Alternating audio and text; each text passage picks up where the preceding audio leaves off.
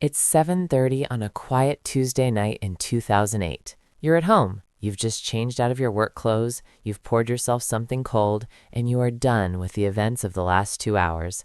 The kids are winding down, the house smells like dinner, everything is fine. And then your phone rings. Not a friendly ring, not a "hey, how are you" ring. This is the kind of ring that rattles the countertop.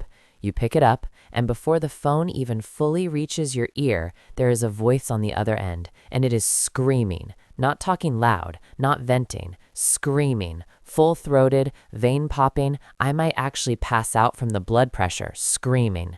It's your boss. Or, well, your former boss, because here's the thing, he fired you 2 hours ago. He made that crystal clear. He looked you in the eyes, told you to clean his butcher shop or consider yourself fired, walked away like a man who had never once faced consequences for anything, and apparently fully expected you to just absorb that like a golden retriever and go find a mop. He did not expect you to leave.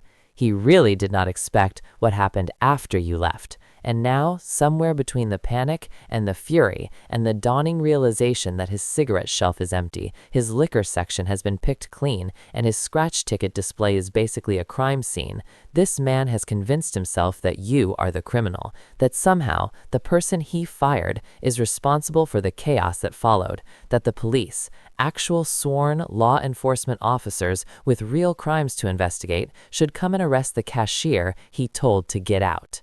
Here's the part he didn't count on. There was a camera. There is always a camera, and that camera doesn't lie. This is the story of how I got fired from a part-time grocery job, walked out the front door with my dignity intact, and accidentally cost a small business owner approximately $30,000, all while sitting at home doing absolutely nothing. Welcome to malicious compliance at its most beautiful, the kind where you don't have to do a single thing wrong. Let me set the scene properly, because context is everything here. It's 2008. The economy is doing its best impression of a car with no brakes heading toward a cliff. People are picking up second jobs, third jobs, any jobs, not because they want to, but because life is expensive, and kids don't come with a pause button. That's exactly where I was. I had a main job, I had responsibilities, and I had kids involved in activities that cost money. Real, consistent, every week money that doesn't care how the stock market is doing. So I picked up a part-time gig at a local small grocery and butcher shop. A few nights a week, nothing glamorous. The kind of place where everybody knows everybody, where the butcher case smells like iron and cold air, and where the register is the old kind that beeps too loud when you scan something. My role was simple. I was hired as a cashier. That was the deal. Run the register, stock shelves when it's slow, smile at people buying their Tuesday pork chops, go home, repeat. The owner, and I want you to understand this person fully before we go any further, was not what you would call a hands-on operator. His management style could be generously described as ambient. He had an office. The office had a television. The television was, by all available evidence, the primary focus of his professional attention. He wasn't running a tight ship. He was watching cable and occasionally feeling the warmth of ownership wash over him like a gentle tide. Now, every business has its unglamorous jobs. In a butcher shop, one of the most essential and most unpleasant of these jobs is the end-of-day cleanup. We're talking about sanitizing the cutting surfaces, scrubbing the cases, hosing down the equipment, getting the blood and fat and sinew out of every corner before the health inspector has any reason to visit with a clipboard and a frown. It's real work. It's skilled, careful work. It requires knowledge of what chemicals to use, what surfaces need what treatment, how long things need to sit before you rinse. Somebody was being paid to do exactly that. That somebody quit. And here is where we reach the first act of managerial genius that sets this entire story in motion. Rather than hire a replacement, rather than post a job listing, interview someone, pay them appropriately for the sanitation work they'd be taking on, the owner decided that the cashiers could just handle it between customers on the fly, as if check someone out at the register and biohazard level meat processing cleanup are skills that naturally live in the same job description. I want you to hold that thought for a second, because what happens next seems small. It seems like a routine 2-minute workplace disagreement that gets resolved and forgotten. Just another night, just another moment of mild friction between an employee and an employer who don't quite see eye to eye. But small moments can have enormous consequences. And this one would cost $30,000 by the time the sun went down. I came in for my shift at 6 o'clock in the evening. Normal entrance, normal vibe, nothing unusual in the air. I clocked in, got settled, and was pulled aside to be briefed on the new setup. The person delivering this news was not exactly brimming with enthusiasm about having to explain it. The gist was this: the butcher area cleaner was gone, the cleaning duties were now falling to whoever was working the register, and the system was that when customers came in, signaled by a doorbell, the owner would buzz the phone in the butcher area and the cashier would come up front to check them out. I listened to all of this, and then I said no. Not a long no, not a dramatic no, just a clear, honest, workplace-appropriate no. I explained that I was hired as a cashier, my job was to run the register and stock shelves. I was not hired to clean a butcher shop. I had not been trained to clean a butcher shop, and I was not going to clean a butcher shop. If they needed someone for that role, they needed to hire someone for that role. The owner looked at me the way people look at a vending machine that didn't give them their chips. A momentary flicker of disbelief. Then he said, and I want you to hear the confidence in this, the sheer certainty of a man who has never once had a conversation go sideways on him. He said, "You will clean the butcher shop, or you can consider yourself fired." And then he walked away, back to the office, back to the television, back to the comfortable certainty that the matter was settled, that I had processed his ultimatum and chosen correctly, and somewhere behind him, a cashier was already locating the mop. I looked at the door, I looked back at the office, I said, fine. I grabbed my things and I left. Here is what I did not know as I walked to my car and drove home. The owner, sitting in his office with his television, had fully interpreted my fine as the beginning of my acceptance of his terms. In his mental model of that conversation, fine meant, "You're right, I'll go clean the butcher shop now." He was not watching me leave. He was not watching the front door close. He was already back in whatever show he'd been half watching before he delivered his managerial decree.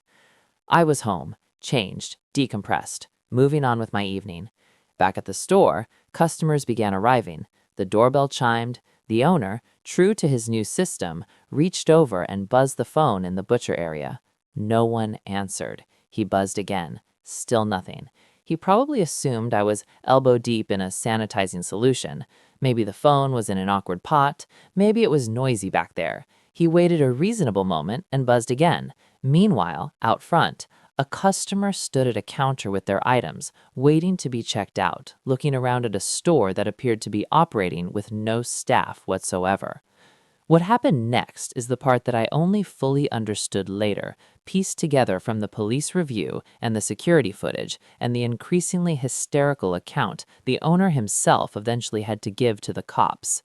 The store's liquor section, unattended. The cigarette display, unattended. The scratch ticket rack, unattended. And for 2 hours, while the owner buzzed the butcher shop phone and waited for a cashier who had been fired and had gone home, the store floor was essentially operating on the honor system, which, as it turns out, not everyone in the universe subscribes to.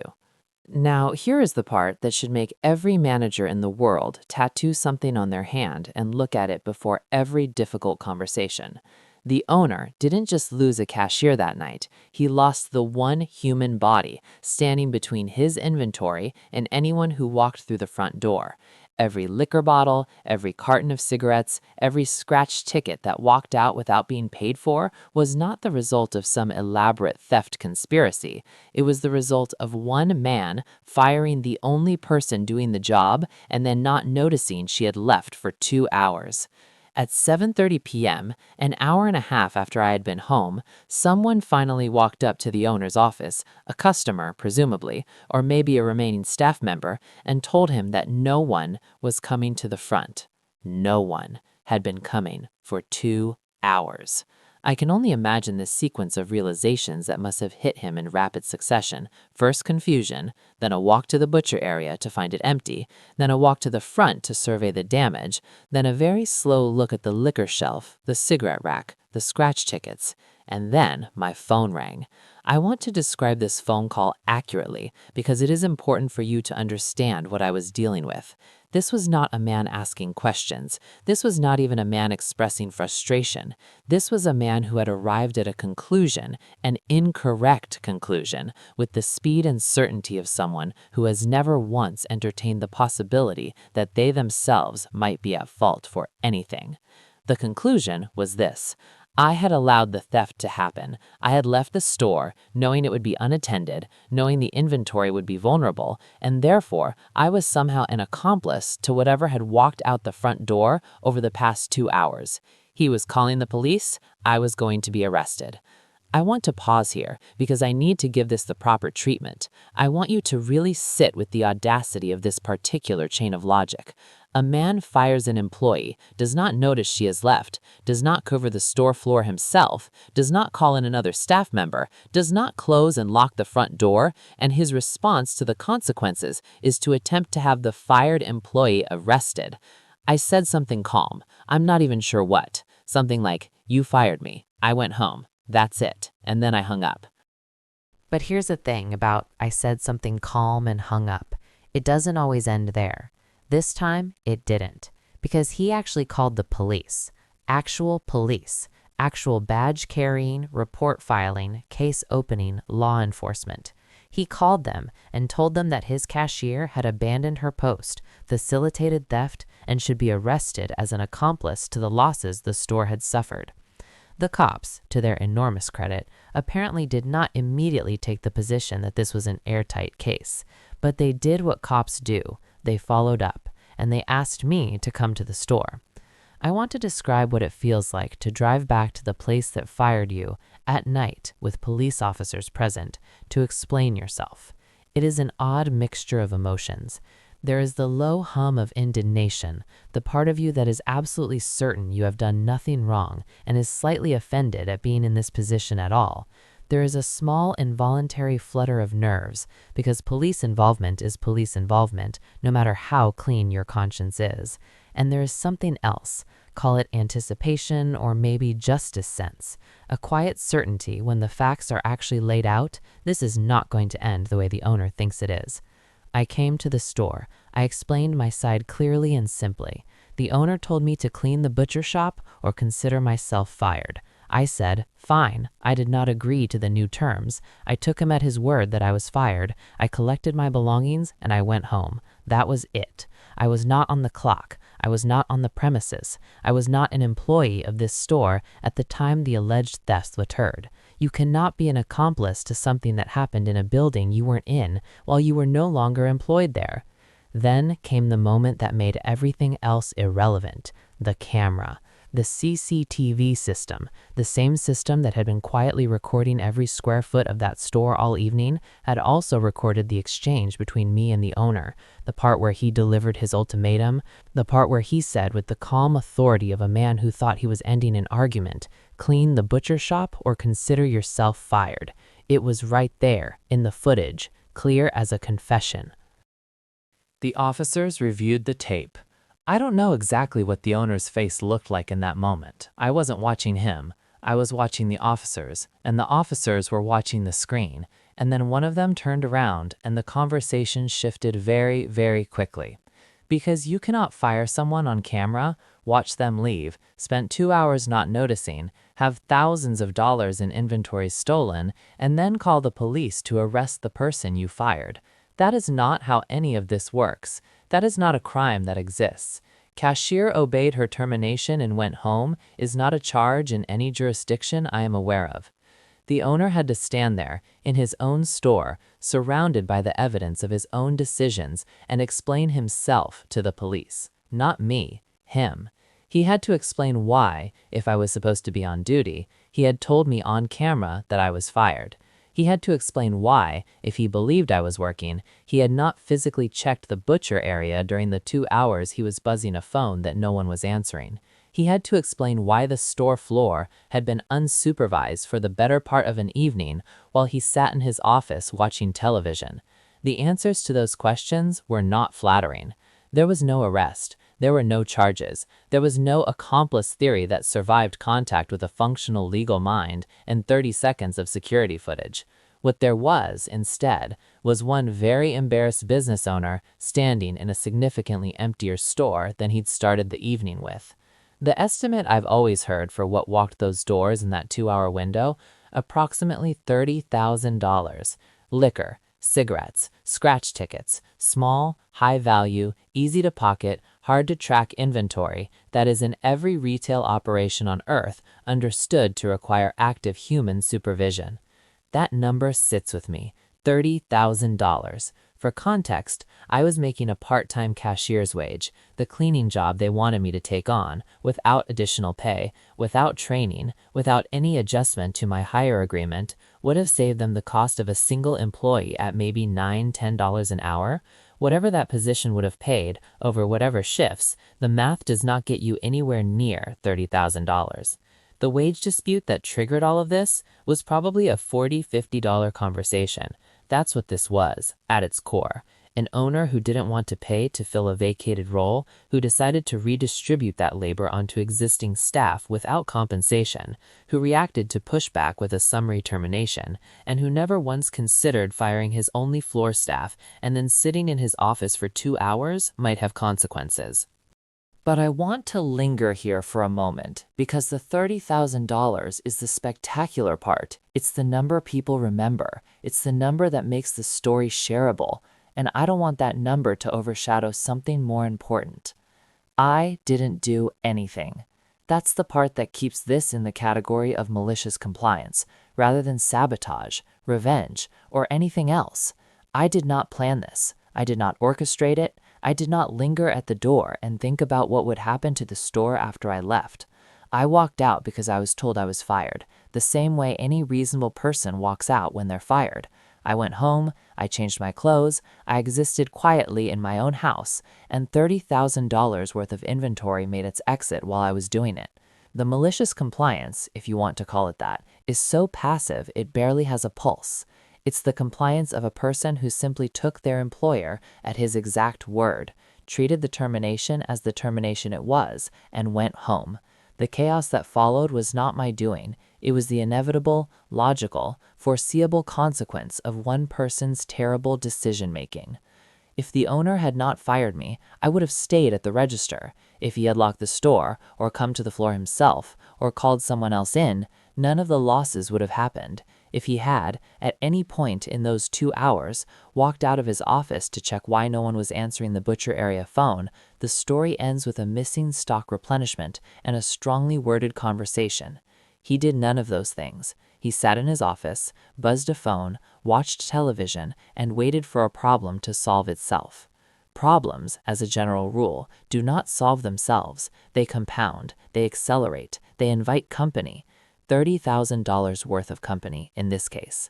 The police cleared me at the scene. I drove home a second time that night, the same car, the same roads, a slightly more complicated evening behind me, but fundamentally the same person I was when I left the first time.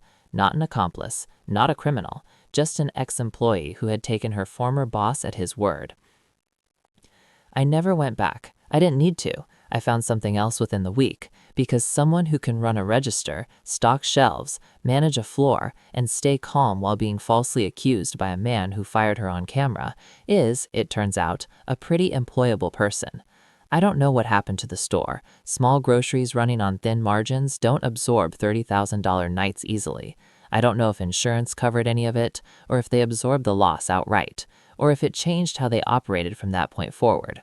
I hope, genuinely, without malice, that whoever they eventually hired to clean the butcher shop got paid fairly and was treated like the professional that job actually requires.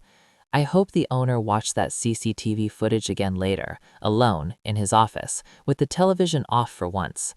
I hope he watched himself deliver that ultimatum, and then watched the door close behind me, and sat with the 2 hours that followed, and thought very carefully about what a different decision at 6 p.m. would have cost him. A cashier's salary. That's all it would have cost. So here's what 2008 taught me, and what I want to leave with you today. When an employer issues an ultimatum, they're making a bet. They're betting that you need the job more than they need you, that the threat of termination is heavier than whatever they're demanding, and that you'll fold.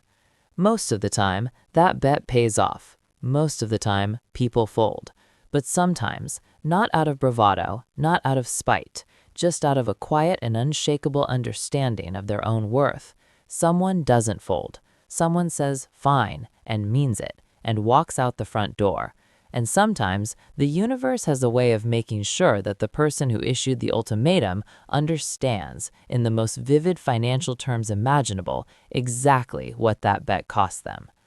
I didn't plan the $30,000. I didn't engineer it. I just went home. But I'll tell you this. Every time I drive past a small grocery store and see a cashier standing at the front, doing their job, being exactly what they were hired to be, I think about that Tuesday night. I think about a doorbell and a buzzing phone and a television in the back office and 2 hours of silence that got very, very expensive. Do your job, know your worth, and if someone tells you you're fired, take them at their word.